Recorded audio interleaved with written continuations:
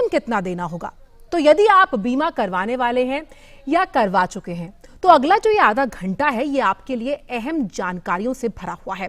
बीमा कंपनियों की शीर्ष नियामक संस्था इरडा ने इंश्योरेंस कंपनियों के जरिए हाल ही में standard benefit based health policy corona रक्षक कवच और कोरोना कवच पॉलिसी लॉन्च की। तो हमारी खास पेशकश में मेरे साथ यानी कि आंचल गुलाटी के साथ रक्षक कवच में आप ये जान सकते हैं, हमारा जो खास कार्यक्रम है कोविड रक्षक कवच में आप इन सभी सवालों के जवाब जान पाएंगे। हमारे साथ बहुत खास मेहमान जुड़ेंगे जिनका तारुफ हम आपसे अभी कुछ ही देर में कराएंगे। लेकिन इन सबसे पहले हम ये सब जानते हैं कि कोरोना का इलाज कराते हुए आर्थिक सुरक्षा की मांग को देखते हुए जो इंश्योरेंस रेगुलेटर है यानी कि इरडा, उसने बीमा कंपनियों को कहा कि वो उपभोक्ताओं को ऐसी छोटी अवधि के लिए पॉलिसियां उपलब्ध करवाएं जो कोरोना के इलाज में अस्पताल का खर्च कवर करें। कोरोना कवच और कोरोना रक्षक दोनों कोरोना के इलाज के दौरान अस्पताल का खर्च करने वाली पॉलिसियां हैं जो बाजार में काफी तेजी से पॉपुलर हुई हैं।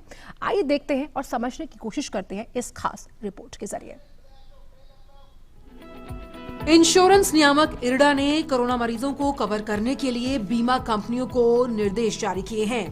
इरडा के निर्देश पर सभी इंश्योरेंस कंपनियों ने standard benefit based health policy corona रक्षक कवच और कोरोना कवच पॉलिसी हाल ही में लॉन्च की। आइए समझते हैं इन पॉलिसियों के बारे में। 18 से 65 वर्ष आयु वर्ग के ग्राहक इन दोनों में से कोई भी पॉलिसी ले सकते हैं। साथ ही दोनों ही पॉलिसी के लिए 3 प्रकार की अवधि तय की गई है। अवधि और कवर के मुताबिक पॉलिसी की राशि तय होगी। कोरोना कवच के तहत 50,000 रुपए से 5 लाख तक की, तो वहीं कोरोना रक्षक के तहत 50,000 रुपए से 2.5 लाख रुपए तक के इंश्योरेंस की व्यवस्था की गई है। पॉलिसी की राशि के भुगतान के 15 दिन के बाद इंश्योरेंस की अवधि शुरू होगी। जहां कोरोना रक्षक के तहत घर में इलाज होने पर कोई खर्च नहीं मिलेगा, तो वहीं कोरोना कवच की खासियत ये है कि इसके तहत घर पर होने वाले इलाज के दौरान ऑक्सीजन सिलेंडर, डॉक्टर का चार्ज, डॉक्टर द्वारा इस्तेमाल में लाई गई पीपीई किट वगैरह का भुगतान बीमा कंपनी करेगी। इन पॉलिसियों के अंतर्गत एक व्यक्ति के लिए एक ही इंश्योरेंस मान्य होगा। अलग अलग कंपनियों से एक ही इंश्योरेंस लेने पर दूसरा अमान्य हो जाएगा। साथ ही इस इंश्योरेंस को रिन्यू कराने का प्रावधान नहीं है। बीमा कंपनियों के मुताबिक कोरोना रक्षक पॉलिसी के तहत इंश्योरेंस के भुगतान के लिए मरीज को 72 घंटे तक अस्पताल में भर्ती होना जरूरी है। साथ ही कोरोना से संक्रमण की रिपोर्ट सरकार से मान्यता प्राप्त लैब की ही होनी चाहिए। इन दोनों स्टैंडर्ड पॉलिसियों की लोकप्रियता काफी तेजी से बढ़ी है क्योंकि मुनासिब दरों पर कोविड से स्वास्थ्य बीमा कवर लोगों को मिल रहा है। इनके लॉन्च के बाद से ही तेजी से इनकी बिक्री हुई है। इरडा का कहना है कि भविष्य में कोरोना कवच और कोरोना रक्षक पॉलिसियों को स्टैंडर्ड हेल्थ इंश्योरेंस पॉलिसी बनाया जाएगा। साथ ही इसकी अवधि भी बढ़ा दी जाएगी। और तो और कोविड स्पेसिफिक पॉलिसियों को मुख्य धारा में शामिल किए जाने की भी योजना है। DD news. और इस आधे घंटे में हम इस अपनी खास पेशकश में हमारे साथ खास मेहमानों का पैनल जुड़ा हुआ है। आइए आपका तारुफ उनसे करा दे ताकि जो सवाल हैं इन दोनों ही पॉलिसियों से जुड़े हुए वो हम समझ पाएं। हमारे साथ जुड़े हुए हैं Shriraj Deshpande, chief operating officer, future general India insurance cooperative limited. बहुत बहुत स्वागत है आपका श्रीराज देशपांडे जी। और साथ ही साथ हमारे साथ जुड़ी हुई हैं टीएल अलावालू मैडम, मेंबर इरडा, और आपका भी बहुत बहुत स्वागत है दोनों का अपना कीमती वक्त हमारे साथ इस शो पर निकालने के लिए। सबसे पहले मैं आपके पास आना चाहती हूँ श्रीराज जी, मैं ये समझना चाहती हूँ कि कोरोना रक्षक पॉलिसी और कोरोना कवच जो ये पॉलिसी है, ये दोनों ही कोरोना की एवज में हमें किस तरह से रक्षा और कवच प्रदान करती हैं और ये कितनी अलग है बाकी हेल्थ इंश्योरेंस पॉलिसीज से? अभी जो बाकी हेल्थ इंश्योरेंस पॉलिसीज हैं जो हम बोलते हैं हॉस्पिटलाइजेशन का खर्चा देती हैं, ये सभी पॉलिसीज में जो है हॉस्पिटलाइजेशन होके खर्चा जो रिएम्बर्स होता है, ये सभी पॉलिसीज में कोरोना ये बीमारी कवर हो जाती है। और जो पॉलिसीज होते हैं, अभी हमारे जो पॉलिसीज मार्केट में है उसमें पॉलिसीज जो नई कंपनियों के मार्केट में, उनमें होता है कि हॉस्पिटलाइजेशन का खर्चा होता है, ओपीडी का खर्चा होता है, होम हेल्थ केयर का होता है। सो अलग अलग पॉलिसीज में ये सब कुछ कवर होता है। उसमें कोरोना भी ऐसी एक बीमारी है, वो कवर होती है। पर अभी ये होता है कि ये जो पॉलिसी है, ये स्टैंडर्ड पॉलिसी, कोरोना कवच जो पॉलिसी है, ये स्टैंडर्ड पॉलिसी है, स्टैंडर्ड वर्डिंग्स है जो इंट्रोड्यूस की गई है इरडा के मार्फत, जिसमें इसमें स्टैंडर्ड कवर में ही ये भी कवर हो जाता है कि घर में अगर किसी का ट्रीटमेंट हो रहा होगा, घर में क्वारंटाइन होके उसका ट्रीटमेंट हो रहा होगा, ये भी होम क्वारंटाइन या होम हेल्थ केयर ट्रीटमेंट ये कवर हो जाता है इसमें। सो जो बाकी के पॉलिसीज में होता है शायद थोड़े में होता है, थोड़ा में नहीं होता है। दूसरा है कि इसमें जो प्रीमियम है ये कोरोना कवच पॉलिसीज का, ये बहुत कम है compared to the standard health policies.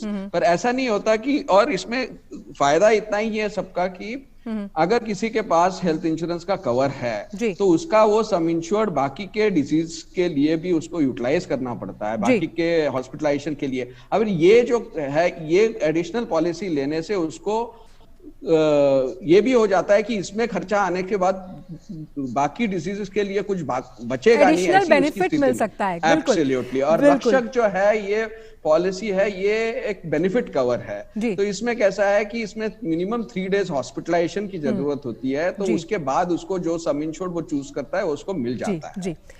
साथ ही हमारे साथ टीएल अलामेलू जी जुड़ी हुई है। मैम, मैं यही समझना चाहती हूँ आपसे कि किस तरह से इरडा ने ये माना कि हम जानते हैं कि ये कोविड काल है और ऐसे में इंश्योरेंस के साथ साथ स्वास्थ्य सेवाओं पर बहुत खर्चा होता है। तो जहां तक प्रीमियम की बात है, किस तरह से प्रीमियम के मानक यानी कि स्टैंडर्ड्स को तय किया गया? हम जानते हैं अलग अलग इंश्योरेंस कंपनियों से कहा गया है कि वो इसे प्रोडक्ट यानी कि इंश्योरेंस उत्पाद के रूप में बेचे। तो प्रीमियम तय करने का मानक क्या था? और अगर प्रीमियम जो एक उपभोक्ता यानी कि हम में से या कोई भी लोग देते हैं, तो सुविधाएं जो हैं क्या वो सभी एक ही स्तर की होती हैं?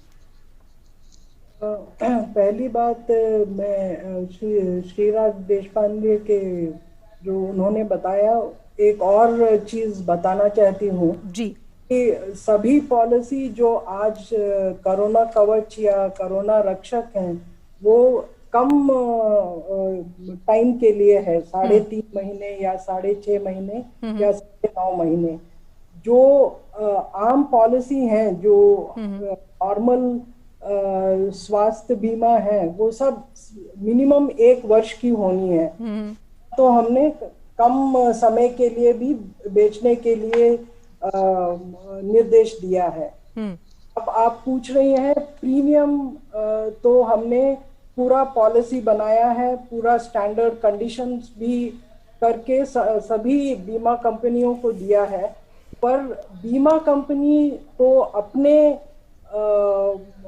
अंडरराइटिंग पॉलिसी के हिसाब से उनको प्रीमियम तय करना है जी। तो, हर कंपनी का अलग प्रीमियम होता है। आपने देखा होगा 30 कंपनियां हैं, 30 के 30 अलग प्रीमियम है, और वो अपने हिसाब से प्रीमियम करते हैं। पर हम ये भी देखते हैं कि वो बहुत ज्यादा भी नहीं चार्ज करें, ताकि ये पॉलिसी का कुछ मतलब नहीं ना रहे। तो ज्यादातर बीमा कंपनियों ने ठीक से किया है, इसीलिए आज कल तक तो 17 लाख तक इस पॉलिसी का बिकाऊ हुआ है और अच्छा हो रहा है। तो जनता को ये पसंद है कि इस समय, इस महामारी के समय, उनको कुछ बिल्कुल ऐसा बीमा मिला है जो उनको चाहिए था। बिल्कुल बिल्कुल। और इसी मंच के माध्यम से हम चाहते हैं कि जो तमाम लोग हैं, अगर वो कार्यक्रम देख रहे हैं, तो हम यही चाहते हैं कि उनको ये पता लगे कि सुरक्षा कवच और सुरक्षा रक्षक जो कि कोविड से हमें मिलता है, उसके जरिए 2 इस तरह के पॉलिसी उत्पाद मार्केट में आए हैं। श्रीराज जी, मैं ये भी चीज़ आपसे समझना चाहूँगी कि एक सवाल हमेशा से मन में आता है हर उस व्यक्ति के जो इलाज पर खर्च करता है कि मैंने कॉम्प्रिहेंसिव हेल्थ पॉलिसी ले रखी है, तो अगर मैंने कॉम्प्रिहेंसिव हेल्थ पॉलिसी ली है जिसमें कोविड कवर भी है, तो मैं इस सुरक्षा कवच या इस रक्षक पॉलिसी के लिए क्यों जाऊं, और क्या ये मेरी ऑनगोइंग पॉलिसी के साथ मर्ज होगा? तो इस पर अगर आप थोड़ी रोशनी डाल पाएं। हाँ, देखिए इसमें कैसे होता है कि अगर एक आदमी की जो पॉलिसी है उसने 3 लाख रुपए का सम इंश्योर्ड लिया हुआ है अपने कॉम्प्रिहेंसिव हेल्थ कवर में जी। और उस कभी कभी पॉलिसीज ऐसे भी होते हैं इंडिविजुअल सम इंश्योर्ड पे होते हैं या फैमिली फ्लोटर पे ही होता है। इसका मतलब है फैमिली में सभी लोगों का क्लेम्स मिला के मैक्सिमम 3 लाख दिए जा सकते हैं। तो ऐसे अगर उनके कॉम्प्रिहेंसिव हेल्थ कवर है तो उनको अभी एडिशनल कवर लेना है तो उनको शायद ये बीमारी ऐसी है कि इसमें खर्चा ज्यादा भी आ सकता है, कभी सीरियस हो जाता है तो उसका खर्चा भी ज्यादा आ सकता है, हॉस्पिटलाइजेशन के खर्चे जो we are not able to tell how much actually it can कम।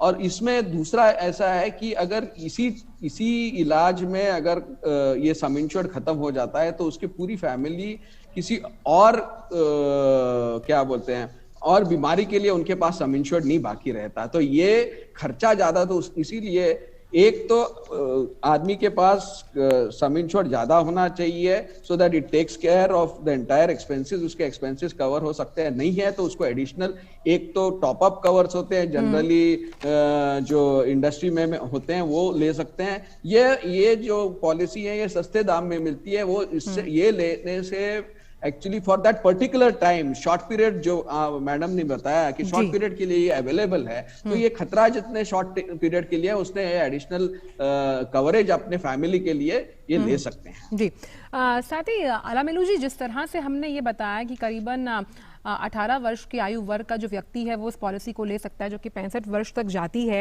यानी कि इसमें एज लिमिट अच्छा खासा है। ऐसे में हम ये भी मान रहे थे कि इरडा का कहना था कि किस तरह से क्योंकि ये सभी जो दोनों पॉलिसीज हैं ये शॉर्ट टर्म है, छोटी हैं, इनका दायरा भविष्य में बढ़ाया जाएगा और जो कोविड स्पेसिफिक पॉलिसीज हैं उनको मेन स्ट्रीम पॉलिसीज के साथ लाकर जोड़ा जाएगा। उसको लेकर किस तरह की भविष्य की प्लानिंग है इरडा की? अभी ये प्लानिंग स्टेज पे ही है और हमको ये वी आर अवेयर कि हमें ये करना ज़रूरी है। तो हम जब अप्रोप्रिएट टाइम आएगा तब हम इसका ज़रूर इसका कुछ ना कुछ निर्देश हम पूरे मार्केट को देंगे, पूरे पॉलिसी होल्डर्स को भी ज़रूर देंगे। जी बिल्कुल, तो उम्मीद रहेगी कि हम लगातार जान रहे हैं कि इस तरह की प्लानिंग ज़रूर इरडा कर रहा होगा। श्रीराज जी, मैं ये भी समझना चाहती हूँ आपसे कि जिस तरह से अगर हम पूरे बीमा उद्योग को देखें तो लगातार उनसे उम्मीद की जा रही है कि वो आगे आएँ और इस तरह के जो उत्पाद हैं वो लोगों तक इसे पहुंच जाएं कि ये आपके लिए हैं, क्योंकि आने वाले समय में बीमा उद्योग अपने आप में एक बहुत बड़ा क्षेत्र है जो निवेश के लिए भी अपने रास्ते, अपने नए आयाम बना रहा है। तो लोगों तक किस तरह से इसकी जानकारी पहुंचे, उसके लिए तमाम बीमा कंपनियां किस तरह के कदम उठा रही हैं? इंश्योरेंस कंपनीज बहुत सारे अवेयरनेस कैंपेन्स कर रही हैं इसकी। हर इंश्योरेंस कंपनी अपने लेवल पे कर रही है। जनरल इंश्योरेंस काउंसिल जो है हमारा वो भी अवेयरनेस कैंपेन कर रहा है। और इन दिनों में एक्चुअली ये जो पेंडेमिक के दिनों में एक्चुअली सबसे ज्यादा नीड आती है प्रोटेक्शन इंश्योरेंस की, जो होता है हेल्थ इंश्योरेंस प्रोटेक्शन जो होता है, इसके लिए ज्यादा नीड आती है। और हम देख रहे हैं कि लोगों में ये अवेयरनेस बहुत इंक्रीज हो रहा है। अभी ये अवेयरनेस दो टाइप का होता है, एक होता है कि इमीडिएट फियर और दूसरा है कि अवेयरनेस क्रिएट हो जाना। सो बहुत इंपॉर्टेंट है कि अवेयरनेस क्रिएट होना और सब इंश्योरेंस कंपनीज अभी पूरा ये कर रही है कि ये टाइम में लोगों को इसका the necessity of A health insurance और हेल्थ केयर फाइनेंसिंग मैकेनिज्म में इंश्योरेंस ये सबसे मेजर मॉडल होना चाहिए। ये सब इम्पोर्टेंस लोगों को हो रहा है और सबसे ज्यादा ग्रो भी अभी देख रहे हैं हम कि ग्रोथ जो इंश्योरेंस की हो रही है, हेल्थ इंश्योरेंस की सबसे ज्यादा ग्रोथ होने लगी है। और यही हम ये कर रहे हैं कि हर व्यक्ति शायद ये कोरोना बीमारी अभी आई है, अगले साल कुछ और बीमारी भी आ सकती है, अलग कुछ भी हो सकता है। तो हर आदमी ने अपने पास एक हेल्थ इंश्योरेंस पॉलिसी होनी चाहिए। तो ये अवेयरनेस सबके लिए होना बहुत ही जरूरी बात है। और अलामेलू जी, ये बात हम जानते हैं कि कोरोना में जितना ज्यादा अगर हम एहतियात की बात करें वो तो अपने आप में एक विकल्प, एक ऑप्शन है ही, लेकिन हम ये भी जानते हैं कि अगर कोई कोविड पेशेंट ठीक होकर घर आ जाता है या घर पर उसको आइसोलेट किया जा रहा है कोरोना को लेकर, ये पॉलिसी वहां पर भी उसके लिए मददगार साबित होती है, खासतौर पर जब हम जानते हैं कि घर पर रहकर भी जो खर्चा है वो इस पॉलिसी द्वारा उठाया जा रहा है। तो उस लिहाज से ये जो पॉलिसी है ये बहुत मददगार साबित हो सकती है किसी भी कोविड पेशेंट के लिए।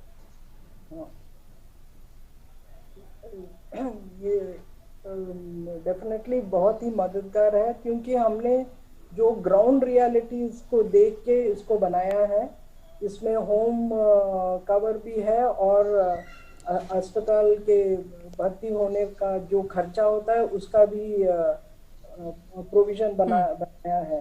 तो एक तो ये दोनों पॉलिसी स्टैंडर्ड पॉलिसी है, पर एक आरोग्य संजीवनी पॉलिसी भी हमने 1 अप्रैल से जारी की थी, जहां वो भी एक स्टैंडर्ड पॉलिसी है जो कोरोना भी कवर करती है और दूसरे डिजीज भी।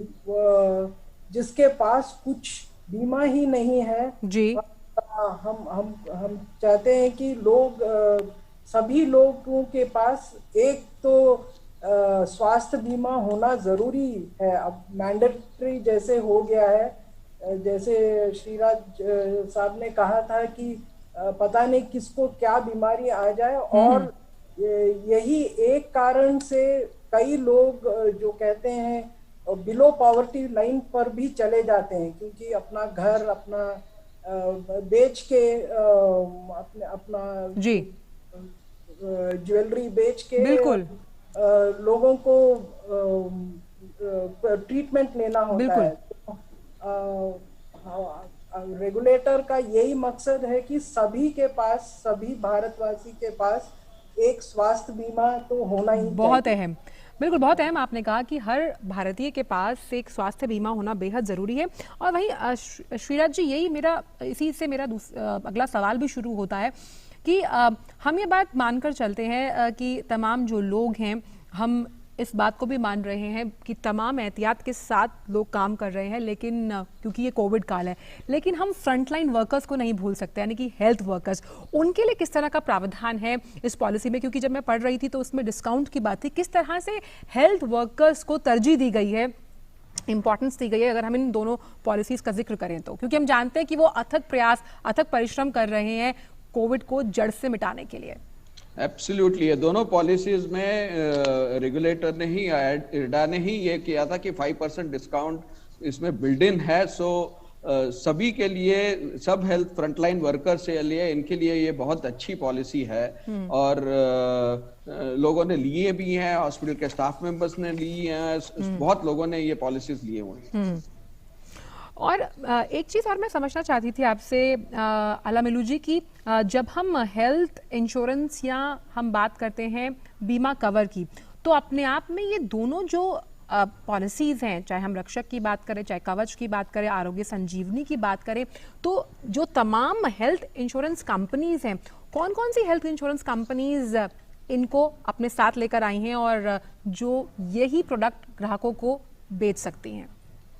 देखिए, कोरोना कवच और आरोग्य संजीवनी तो सभी 30 जो कंपनी है, साधारण बीमा कंपनी और stand alone health insurance company, सभी लोगों के पास ये दोनों हमने उनको निर्देश दिया है कि उनको बेचना ही है, कवच और आरोग्य संजीवनी।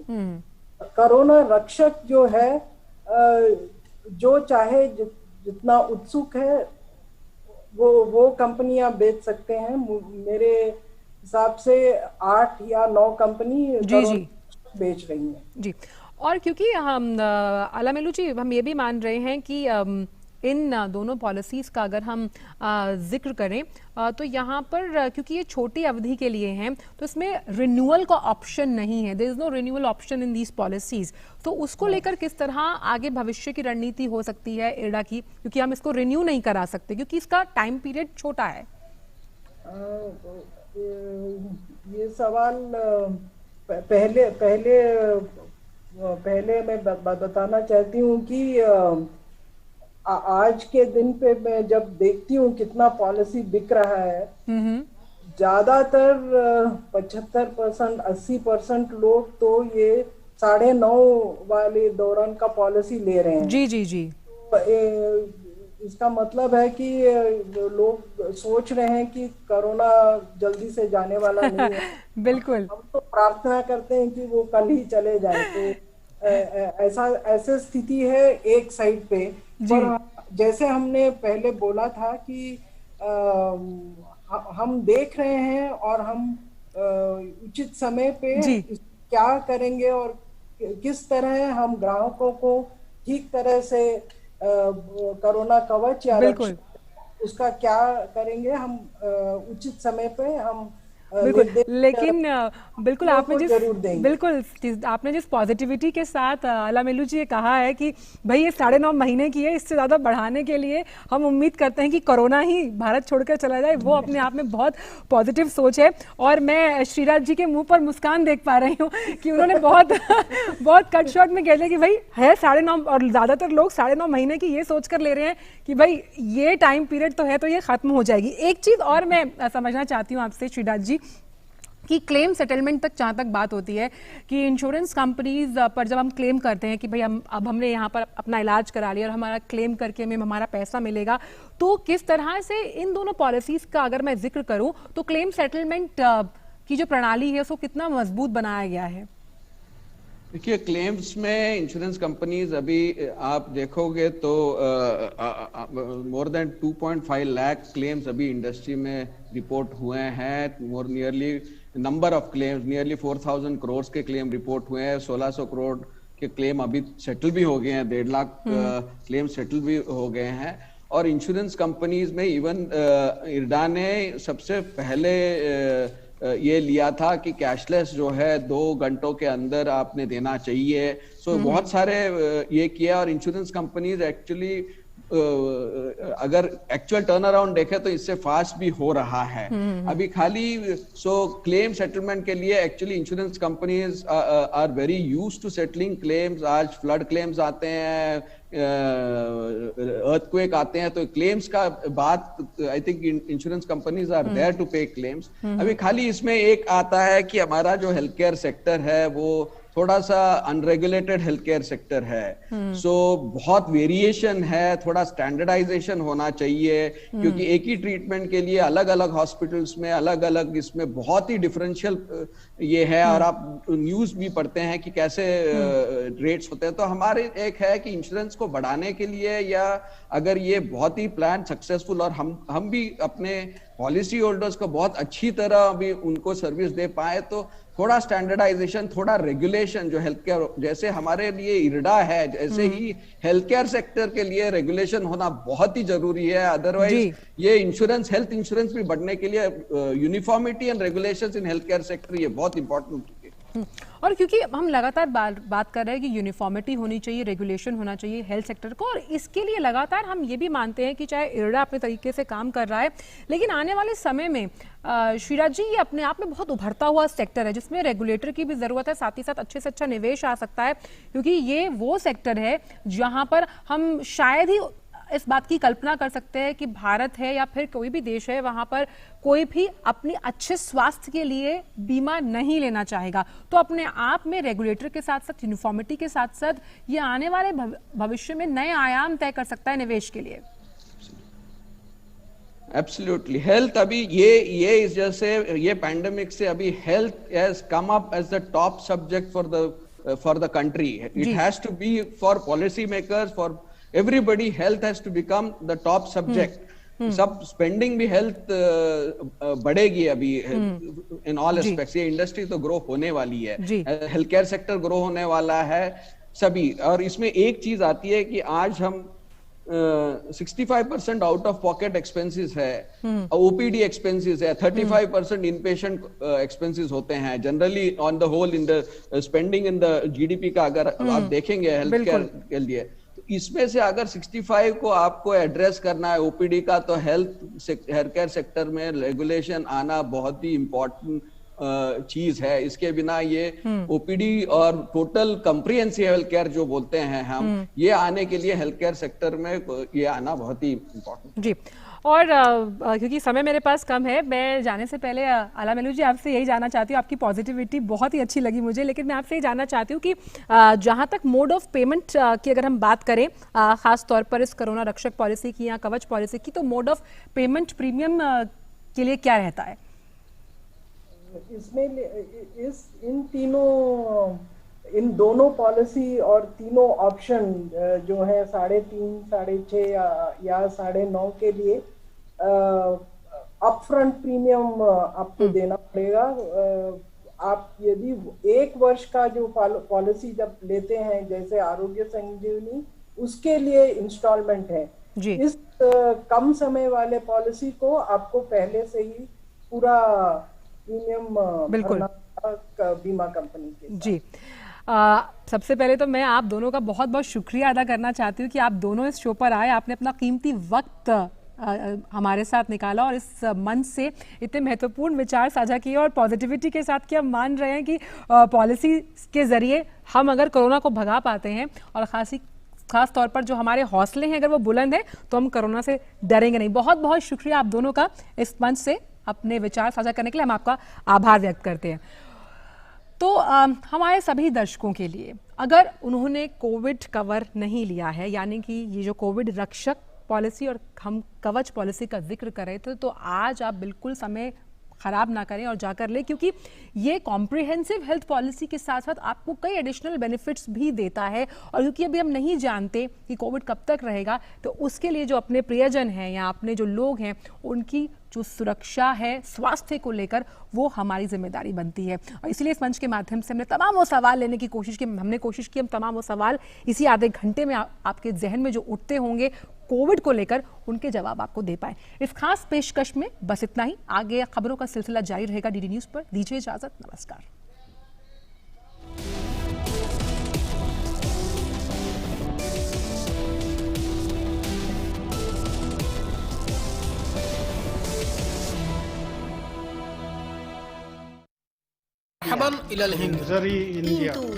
सलाम इंडिया, नमस्ते इंडिया, नमस्कार भारत,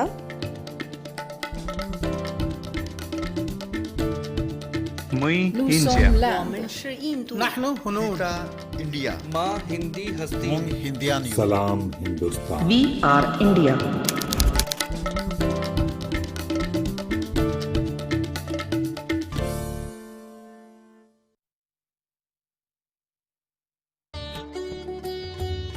महात्मा के मंत्र। खुद वो बदलाव बनिए जो आप दुनिया में देखना चाहते हैं।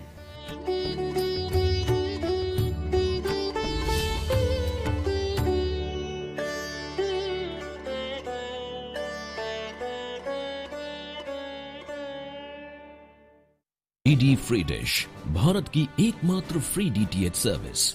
अब देखिए आपके अपने पसंदीदा channel DD news channel number 1 पर, डीडी नेशनल चैनल नंबर 2 पर, डीडी भारती चैनल नंबर 60 पर और डीडी इंडिया चैनल नंबर 84 पर। डीडी फ्री डिश, मनोरंजन का संसार सीधे आपके द्वार।